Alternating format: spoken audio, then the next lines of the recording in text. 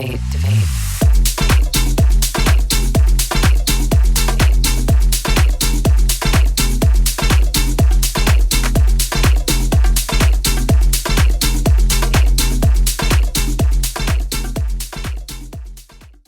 everybody, welcome to This Pink Cloud. We are a show that is about multiple pathways to recovery, mental health, all that good stuff. I am DJ Kelly Reverb. Be sure follow the podcast on Spotify, Apple Podcasts, YouTube, and you can also follow the music as well, Kelly Reverb. But anyway, excited to have this young man on. He was somewhat of a regular, and then I don't know, for some reason I hadn't had him on in a while. Well, he's a busy guy is what it is. Let's be honest, he's a busy dude. Very busy. But I like to call him the Charlie Manson of recovery, aka the Bearded Oracle. Let's give it up for Dusty Burrows, everybody. Yay. Oh, man. Thank you, Kelly. That feels good. It's been a while since I heard that introduction. Missed you, man. the Charlie Manson of recovery. This week especially. Yeah, that's funny, man. Well, so tell everybody a little bit about what you do, because you know, obviously you're in, recovery, your own version of it. Mm-hmm. And then as well as, you know, what you actually do now. And then we can kind of get into the backstory of if somebody's like looking to become an LPC, or an LCDC, you know, they got you. They got you, babe. Thanks, Kelly. I appreciate it, man. Yeah. And I like how you said that, my version of recovery, because recovery to me, I do consider myself a person in long-term recovery. And for me, that might look different than somebody else. And so working with individuals over the years, that's one of my big messages. You know, you design a recovery pathway that works for you. Here's some ideas. Here's some things that work for other people. And this needs to be autonomous. And if it isn't working, let's do some modifications for it. But so far, you know, I've been in my version of recovery about 13 years now, and I'm the happiest I've ever been. Right. And because I entered recovery back then, I kind of lose track of time, to be honest with you. I was 38 when I kind of entered this recovery experience, just as another guy who wanted to change his life and be happier. And I quickly decided I needed to go back to school because I couldn't be a bartender for the rest of my life. And it was an interesting thing being sober at the time and navigating being a bartender, which is that's like, it's like giving an arson a can of gasoline, you know. Yes, but I was actually pretty good at being a bartender and being sober at the time. I was terrible at it while I was an inactive addiction, but I was a good bartender nonetheless. And that's kind of what birthed Sobar. For those of you who've heard that, it's a Facebook group. And you have a Facebook group called Sobar, and that's SOBAR. Yes. And Sobar Basics. Sobar Basics, all capital letters, and it's short for sober bartender. And Basics is an acronym I came up with sitting on my butt at my mom's house in Padre Island. It stands for Bartender and Service Industry Community Support. And so there we go. So while I was doing that and I was just trying to put food on the table for my kids, I decided to go back to school and finish my associate's degree. And then I moved back up here to home, you know. And home is North Dallas. Yeah, northeast of Dallas. And I was living in kind of Aubrey area, and I started going to North Texas, and I finished out my undergrad there in rehabilitation studies, which is basically the study of vocations and ways that you can help people with disabilities. And what I learned at the time is addiction is a disability, right? It's a protected disability under the ADA laws. And so obviously my specialization, or my focus, if you will, was going to be addiction. And then I went on to get my master's in rehabilitation counseling. So there was a big focus in what we call voc rehab. But I knew I was going to be a counselor, and my focus. What does voc rehab what does that mean, voc rehab? That's vocational just means your job, your work, what you do for a Okay. living, Gotcha. Gotcha. And so what we do is a lot of people thought voc rehab was just the study of being in rehabs, or working in Right. The rehabs, right? study of rehab, You're not too far off. the study of people trying to sleep with each other while And getting the grippy socks. while they're newly sober. Yeah, if you can get in there and get you some grippy socks and get out, you're going to be happy. Right. So yeah, it's, if you have a physical disability, an intellectual disability, an addiction disability, really any type of disability, you need to work, right? You need to put food on the table, and we want to figure out ways to get these folks to work. Aside from working on their mental and physical and emotional health. So obviously my shift was in the mental health field and addiction field. I didn't really go too much into the vocational part of it. Okay. Right. Yeah. So I was well, not as a worker bee, but as a client, possibly several times. Yes, we have seen the inside of rehab facilities and formed our own My journey opinions. has included multiple stays in treatment centers, so many stays in detox. If I had a punch card, I would have got a free stay. Right. So, but it was all part of my journey, and it really kind of helps me connect with clients that I work with in private practice. I was going to say, that gives you, some street cred, so to speak. But it's something where you understand where they're coming from because, hey, guess what? You've been there. So it's like, because I always find it strange. I'm not saying, anything against it, but when somebody is like, they're an LCDC and I'm like, are you an addict or, did you have a problem? No, I just wanted to go do it. I'm just like, well, that's weird. To me, it is. Yeah. And I think a lot of people say that. And I had some really smart people over the years who I considered mentors to me and good professors and things, explain it in kind of a real simple way that it made sense to me. So I am able to counsel people who are gay, and I'm not, women, and I'm not. I'm able to counsel people who have been raped, and I have not been. I counsel people that are veterans, and I'm not a veteran. So, I figure out, based on my training and my knowledge and my tools, how to give them the tools that they need. So I don't always have to have the same experience as somebody that I'm assisting, but it darn sure helps sometimes, Right. Yeah. Well, at least you're in the ballpark and you're the subject matter, regardless of, color, creed, race, past job, past vocation, sexual orientation. You still have that part of like, hey, I've been there. I get it. Yeah. And that's one of the things I really enjoy when I don't relate to certain people on certain levels. I get to learn from their life experience. They get to teach me things. And that's a big honor for me and what I do. I had a counselor once say, I once counseled a guy who had his leg bit off by a shark. Does that mean I have to go get my leg bit off by a shark? Right.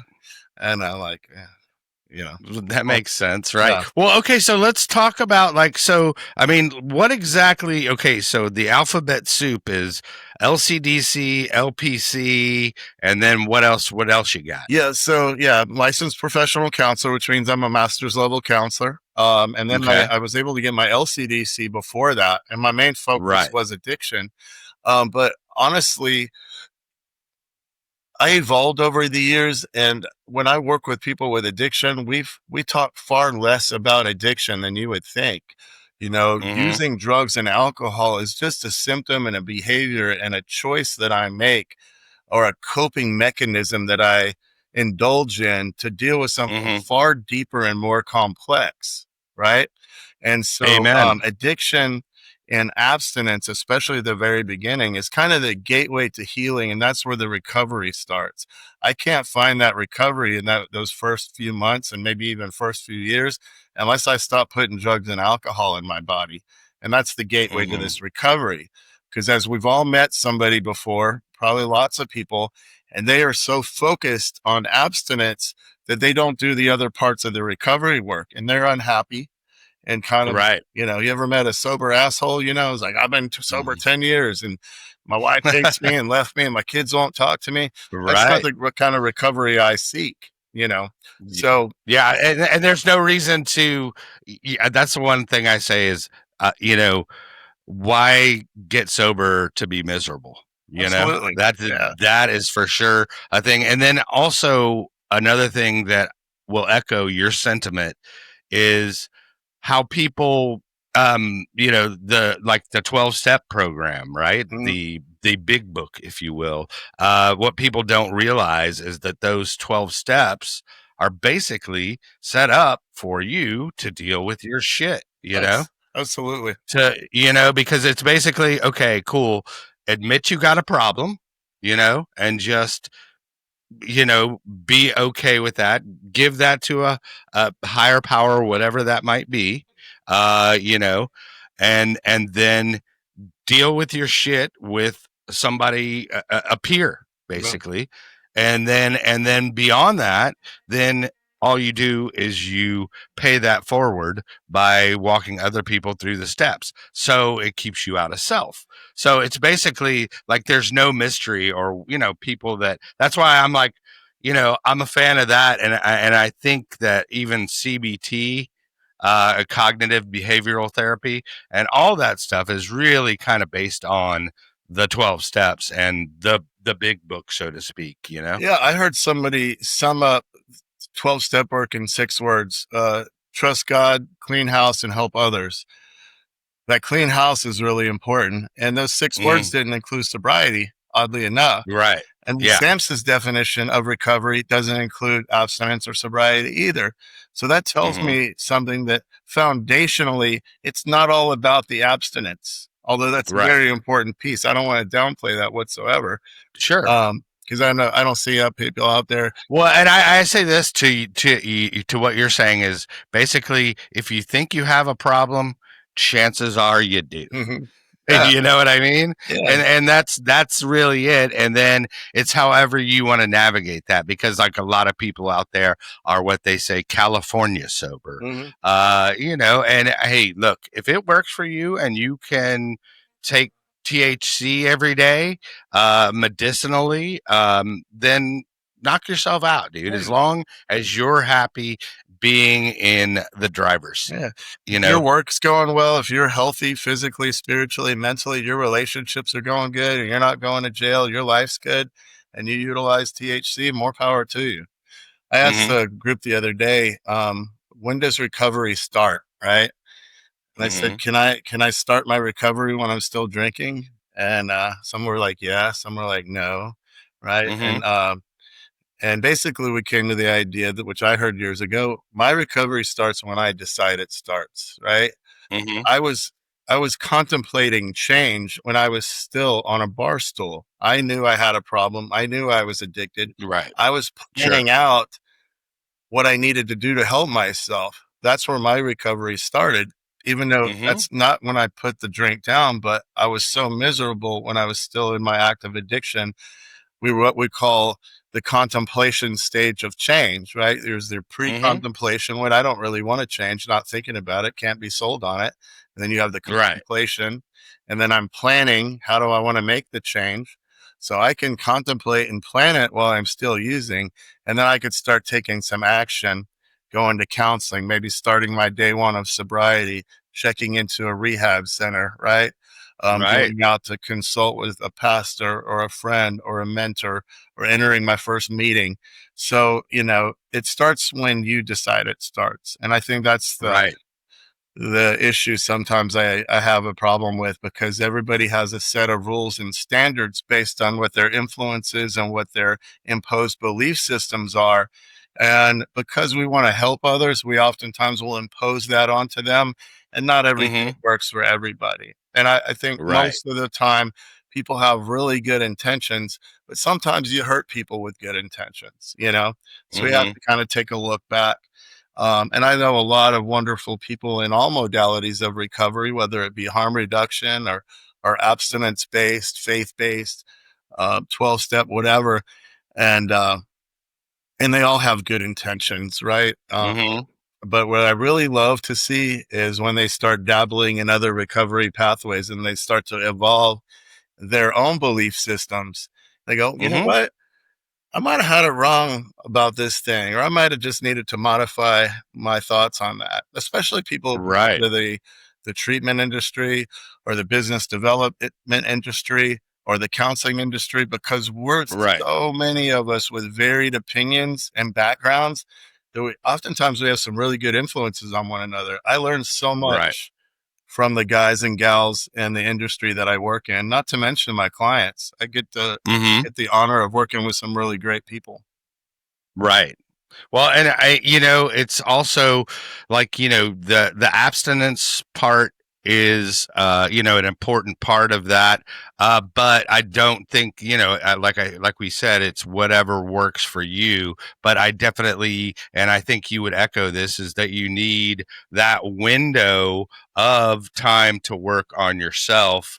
Probably away from the substance. Absolutely. It would be more effective. Yeah. I couldn't be where I'm at in my life if I hadn't enjoyed and really committed to years of abstinence. Right. Well, I mean, look, if I didn't do what I did, my window, I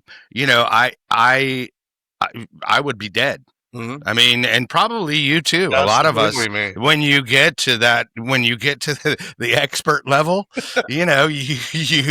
you basically, it's not going to last. The expert level is not going to last that long. I mean, and if you can navigate it, multiple years, which I've seen people do, operate at the expert level,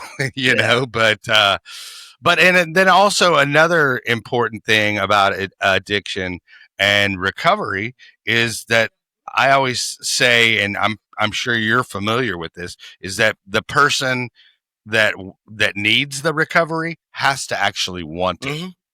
Because that's one thing that I say, when family members come to me, what should I do? What can I do? And I'm just like, well, unfortunately, the person has to want it, but you can do, simple exercises like maybe like a pros and cons list. Hey, well, look, I think you have, an issue with substance. Tell me, give me a pros and cons list. And always the pros list is, I like it. And it's like 2 or 3 things, but then the cons list, is 20 deep. Absolutely. Well, I'll tell you, it's a simple answer to me for that is if you're a person who loves a person with an addiction, right? Just don't be part of the problem. Don't enable them. Don't give money. Healthy boundaries. Have some healthy emotional, financial, and physical boundaries. If not, you're part of the problem, right? So step back and then just have a heartwarming conversation that says, hey, I know you have an addiction. I know you're suffering. I know you're hurting. When you're ready to make some changes, I'm here for you, right? Right. Whether that's tomorrow or 2 years from now. I like the phrase. I like the phrase like you were talking about financial boundaries and stuff like that. Yeah. Like, don't provide a mattress for them to land on while they're jumping out the window. I like that. Exactly. Yeah. So just don't be a part of the problem. Don't be a part of the addiction, because the enabling can take something. It can remove somebody's window of recovery opportunity. And moms and dads and husbands and wives are the biggest culprits of that. And they're like, well, I don't want to lose them. I don't want to lose them physically. I don't want them to die. Or I don't want to lose my relationship. I don't want them to hate me. All of these different things. And in the meantime, you're prolonging their suffering and you're prolonging your own suffering. So you can go get yourself some help while they're not getting their own. And that's another key thing that you're pointing out there, is because people always go, well, they're the addict. They need the help. Yeah. It's them, not me. But the thing is I think people that are adjacent to the situation, I think honestly, everybody could use some therapy, to be honest. If that's just talking on, the phone to your friend, then that's cool. If it's seeing somebody in a clinical setting, that's cool. Whatever, whatever works for you. But I definitely think that we as human entities have a tendency to internalize a lot of stuff and hang on to a lot of baggage. Whereas it serves us no good. Like Willie Nelson says, I can't do anything about the past, but I think I got pretty good control of the present. He goes, and and if you let that stuff eat you up, he goes, it'll be like cancer. That's the only time we can affect changes in the present. Past is already gone. Future's not happening yet. This is all we have. Right. That's foundationally the type of counseling that I do. Right. But I wanted to comment on something you said. Like, if you're the enabler and you're the codependent, you have to recover from that. That is an addiction all of itself. I have the addict whose life revolves around what they're addicted to, and my life revolves around the addict. So I have to separate that, go on my own recovery journey, find my own support system, my own recovery support system, just like they would. And your recovery can start whenever you decide for it too. And that's independent whether they get abstinent or not. You can start healing. Sure. And and there are support there are support opportunities out there as well, like there's Al-Anon. Al-Anon, CODA, and Smart Recovery, most recovery pathways have some sort of piece to their modality that supports families and even children. Right. Well, hey, let's throw to commercial and we'll be right back. Are you an old fool who's so cool like us?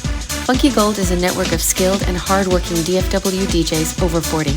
We gather to create a mutually supportive environment for all members who are doing big things. Our DJs are leaders in the community who bring special skills and opportunities to share. We strive for professionalism in the music business, and we have hearts of gold. Not to mention we have the coolest swag and the funkiest headquarters. If you're interested in learning more about joining the crew, connect with us on Instagram, YouTube, or Gmail at Funky Gold Network. All right, and that is our sponsor, Funky Gold Network. Love those people. Look them up on Instagram, Facebook, all that. Actually, I think they're just on Instagram, so Instagram is the best. And then we also have some new music out, or I have some new music out, and it's streaming right now.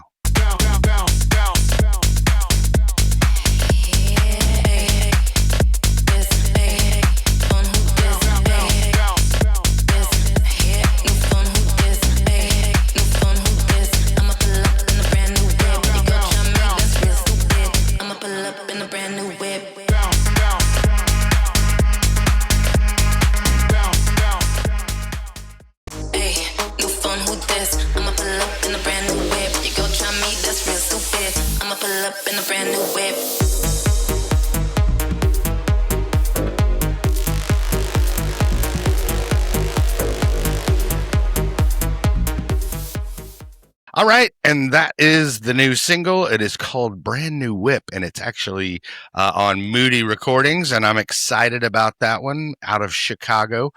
Be sure and follow me on Spotify, just Kelly Reverb, and then also Apple Music, YouTube, anywhere you want to. And while you're there, follow the podcast. It's called This Pink Cloud. Anyway, so as we return, as I drop my phone, so where were we? We're just talking about all the good things, about codependency. Right. Well, I wanted to actually ask you about, how, can you give some advice to somebody that's looking to be an LPC or an LCDC? Because, I mean, your pathway was a long one, which is okay. But is there, things that you learn from that you could share with the audience? Absolutely. Or somebody that's potentially becoming. Find a school, first of all. Like, I went to University of North Texas, and they have an amazing program there. And there's some other ones here in Texas too.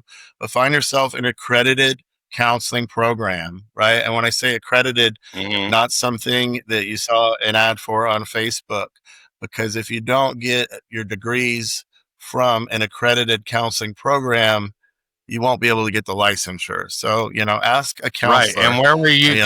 Can you go ahead and just say your personal experience, like where you got it, like your I got my degrees from the University of North Texas, and that's where I got my state licensure from the state of Texas, licensed professional counselor, licensed chemical dependency counselor.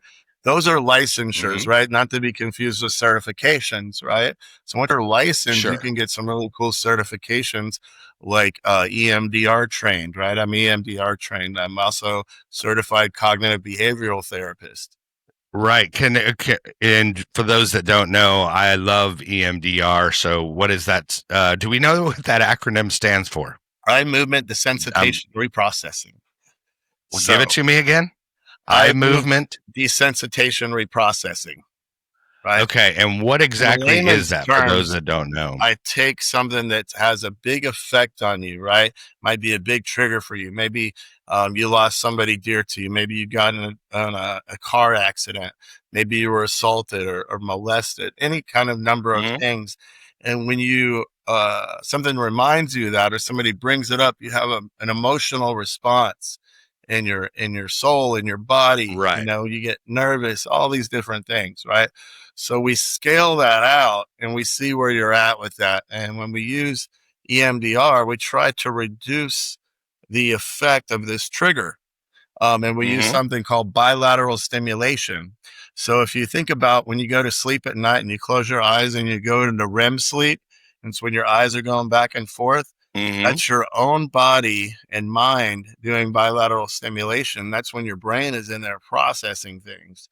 So what we learned is that we can kind of biohack, so to speak, your brain, and using the bilateral stimulation with these little nuggets here that vibrate in your hand, or we can use like a light bar, or I can just stand in front of you, Kelly, and do this.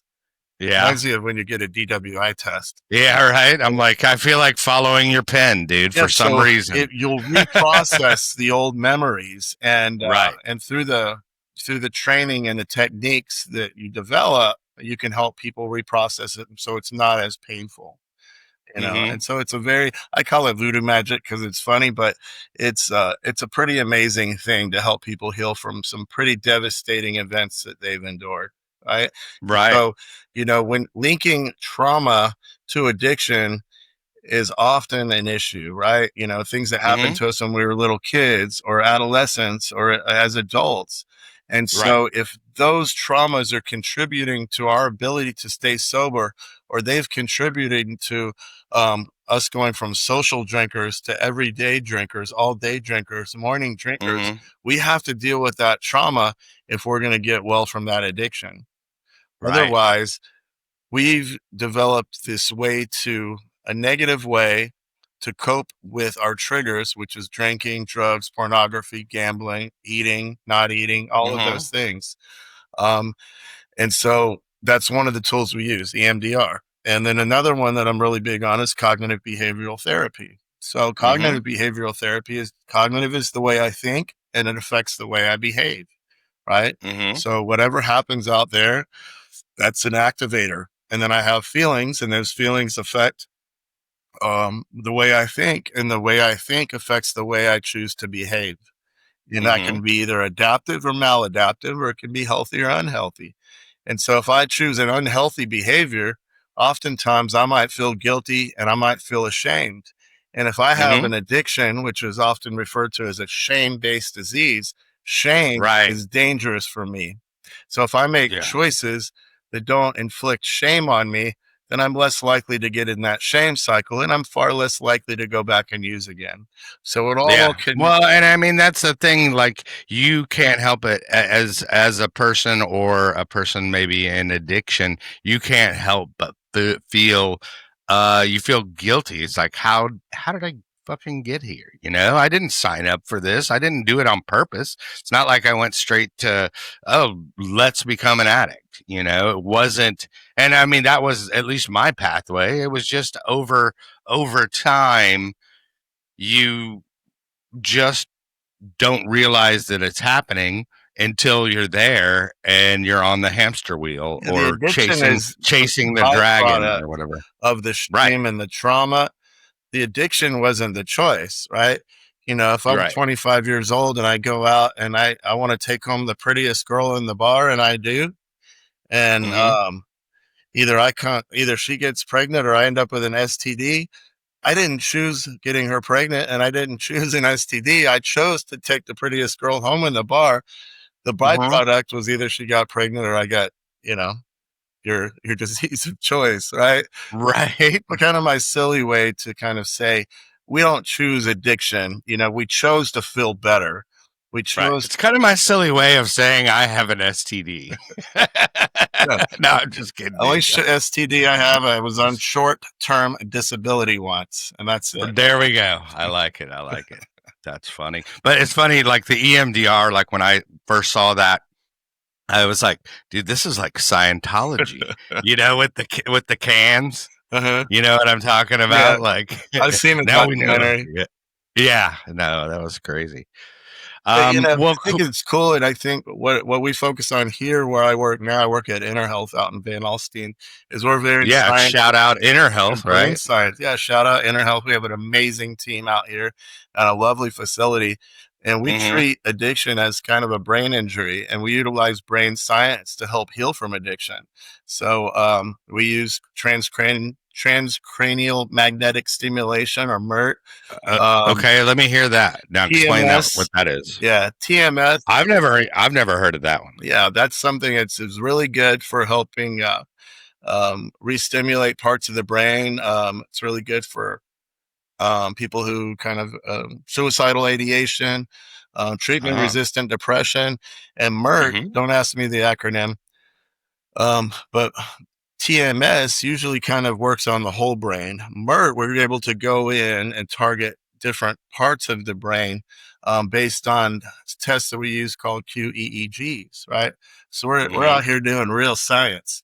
And we also do a thing called functional medicine. So we take lots of blood and we do a battery of testing with all these different data points, and we figure out what your body is producing maybe too much of and not getting enough of.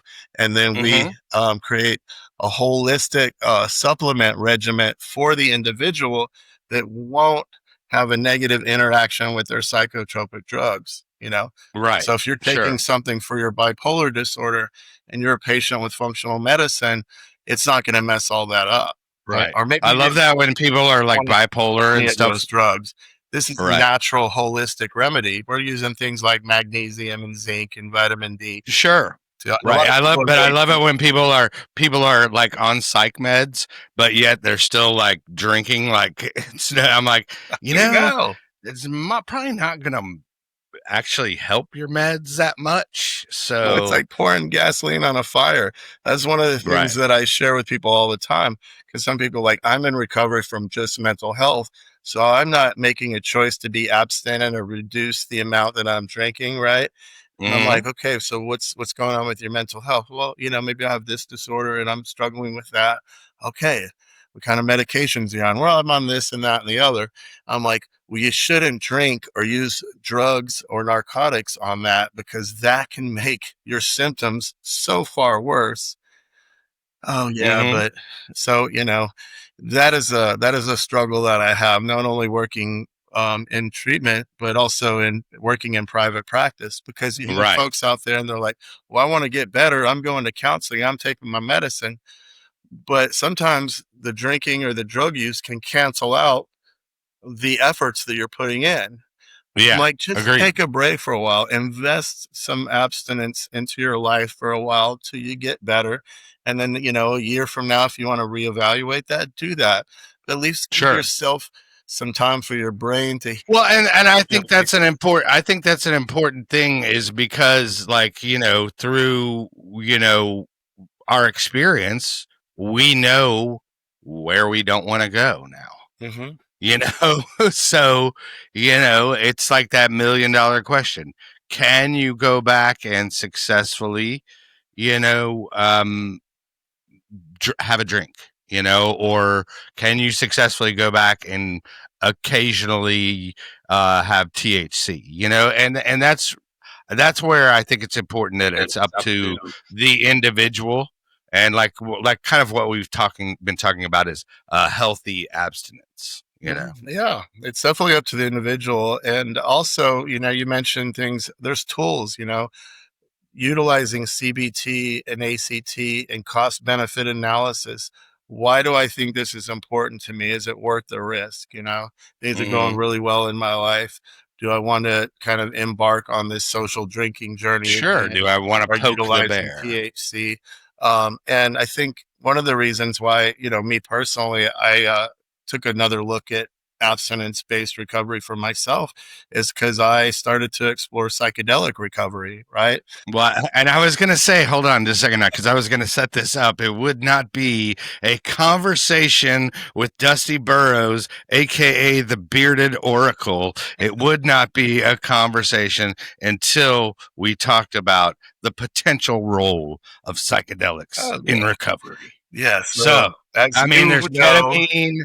Let's talk about and everybody knows who sits in a room with me for any amount of time. I'm going to start talking about psychedelics, right? Because I think they are helping people. They've helped people for millennia, if that's the right word. Yeah. And now that this door is literally being kicked open all over the world, and we're seeing so much evidence coming back that this is helping people with things like iboga, ibogaine, psilocybin, right? Ayahuasca, DMT, peyote, all of the good things, right?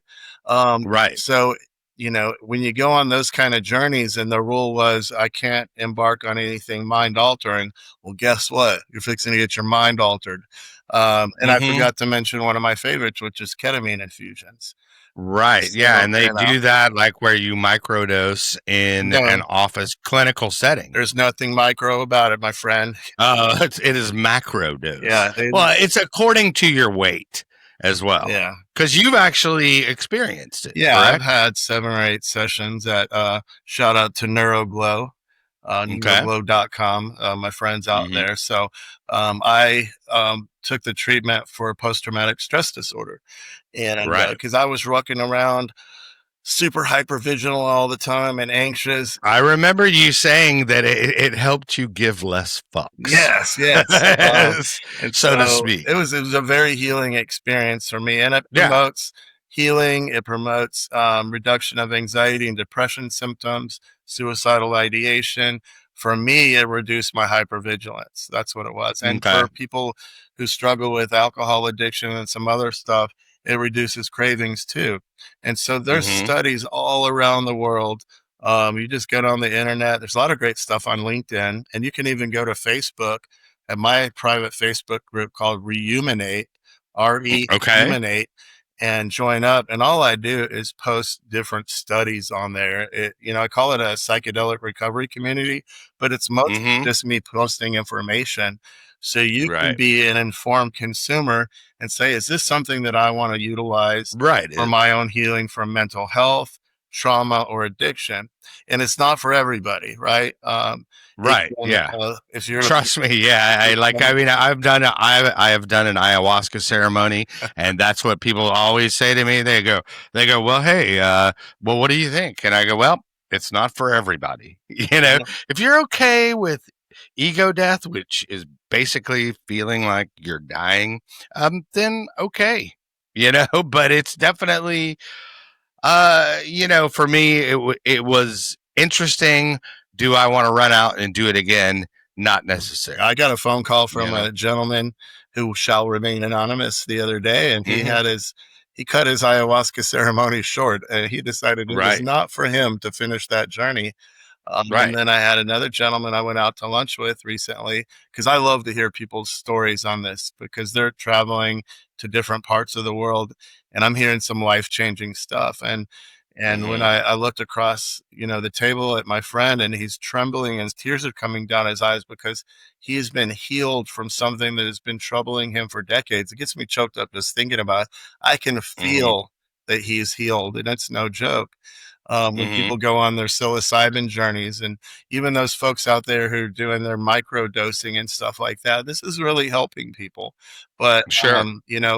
unfortunately, it's not legal here in Texas. So, people have to travel for certain things, and that's okay. If it's important to you, invest in it, because we're out there spending money on all sorts of frivolous things, whether it be our Amazon account or how much money we're spending on drugs or supplements or bar tabs or your subscription to OnlyFans and Pornhub. I mean, just whatever your ailment is, you want to heal out there, invest in yourself. So if that's taking a trip to Costa Rica, Guatemala, Anna, Texas. Yeah. Anna, Texas, dude. I mean, there is actually local alternatives, here. I mean, look, it is ayahuasca is, and this is how they frame it, but it is an entheogen, and which means it is used in a shamanic setting so that it becomes the separation of church and state, because it is a religious ceremony. Yeah, and you put it really good. I love when you bust out that word because I can never remember it. Entheogen. Yeah. The gentleman that was in Cancun recently, there I've been doing the iboga treatment, or ibogaine, which is the synthetic version of iboga, which is a African bark. It's been used ceremoniously for a long time. But you're more of a medical setting, right? Because some people are a little scared by the shamanic stuff and the ceremonial stuff. And so now they have some of these options that are in more of a medical setting too. So, for example, your ketamine at NeuroGlow was fully ketamine medical and NeuroGlow setting, is a full medical experience. You're in and out in 45 minutes. You're there it's supervised by a medical director, administered by nurse practitioners. You get dropped off and you get your, wife or husband, or in my case, son, to pick you up and take you home because you're a little loopy until you get some food and drink some water. But I think it's a really great modality because it only takes 45 minutes for the intravenous ketamine. Now there's some other things like Spravato that are nasal or lozenges. I'm not a big advocate for those. I'm not a big advocate for people sending these medicines home to people. And who's got 4 hours to kill these days either, Right. I want to get in, do my thing and get out. But also too, is you want to integrate these things with an integrative coach or a licensed professional counselor who does that kind of psychedelic integration like myself. That kind of knows what they're talking about. Because if you go out there and do some of these things and you come back to a therapist who isn't in the know, they might be like, okay, we need to get this guy in treatment over here. Yeah, they're doing ketamine. So you really want to choose your provider, your mental health provider very well if you plan on going down that route. But, it's exciting, and I'm really super optimistic about what the future holds, as far as plant medicines and other types of psychedelics. Like, ketamine is not a plant medicine. MDMA is not a plant medicine, but I think it's going to help people in the long run if it's utilized in the right way, and not in a reckless way. Because, you and I both were in the club scene where people are doing ketamine and MDMA all willy-nilly. That is not what I'm suggesting, kids. Right. Well, let me tell you from experience in Ibiza that it is alive and well, my friend. But so and then I always love having this conversation with you as well. But I'm a fan of like just make it all legal. Just make everything legal. Take all that, what you're allocating towards prison enforcement, all that stuff, and allocate that towards education and treatment. Tax it, and that way, because to me that stops stuff coming in, like now I'm losing my train of thought, but what's the thing you use for fentanyl? Yeah. Like that stops fentanyl from becoming prevalent because, hey, you've got the stuff over here that is quality. And I mean, yeah, there will always be the underground, trade going on. But I think, if we allocated the money and efforts towards in the right direction, I think we would see less problems with people finding a cheap solution like fentanyl. I mean, Other fentanyl countries is, have yeah. done these things before. Australia already legalized MDMA for clinical use, but that's the entire country's on board. I'll tell you a bad example, right? Oregon decriminalized, but they didn't have any plan. They didn't take that money and relocate it and build more treatment centers, all of those different things. They just decriminalized willy-nilly, and it crashed and burned pretty quick. The Portuguese, the Portugal experiment, they decriminalized all drugs and prostitution. Recidivism rate went down, addiction rate went down, HIV rate went down. They had government programs. They stopped building prisons and started building treatment centers. And if you were in recovery, they would pay business owners like, okay, you hire this person, this drug addict, if you will. I don't like that term. I don't call people drug addicts and alcoholics if I can help it. You give them a job and we'll pay half their salary for a year. And then if you stay employed a year or two as that person, that drug addict, and then maybe we'll give you a loan to start a business, right? So they're reinvesting in their people, because here's the thing, and I'm not sticking up for drug dealers or manufacturers or smugglers, but people who use drugs don't need to be thrown in prison. They need treatment, right? We criminalize things far too often, and we don't need to do that, right? If I'm using too many drugs, I need help, not to be locked up in a cage, right? I'm already locked up in my own cage, and that's why I'm using too many drugs. I love that you said that, because I always felt, with the alcoholism, I basically created my own prison. So I love that you say that. Yeah. Yeah. And, you're walking around where you have two addicts, and one's addicted to alcohol, one's addicted to cocaine, and one of them we put in prison, and the other one we just keep building more liquor stores. That doesn't make any sense logically. It just, there's a comedian. It just doesn't make any fucking sense, because it doesn't, right? One is socially acceptable and the other one isn't. So I think hopefully as society evolves, which, fat chance the way we're going, but that we stop demonizing people with addictions and mental health issues and start helping them, because things are getting worse out there. They're not getting better.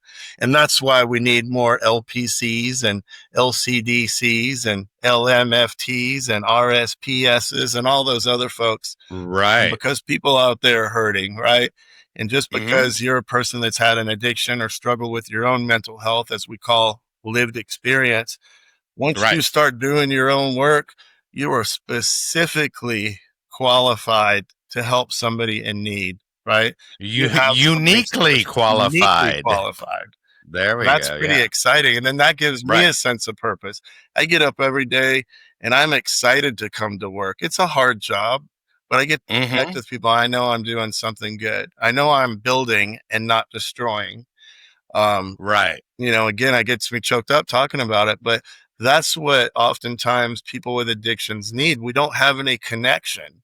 So if we're connected to other people in recovery, reconnected with our family, reconnected with a job, a sense of purpose, I don't think about doing drugs and drinking all the time anymore. I got shit to do. I got people to... Well, and I love that, that you point out basically community is a big aspect, or was, of my early recovery.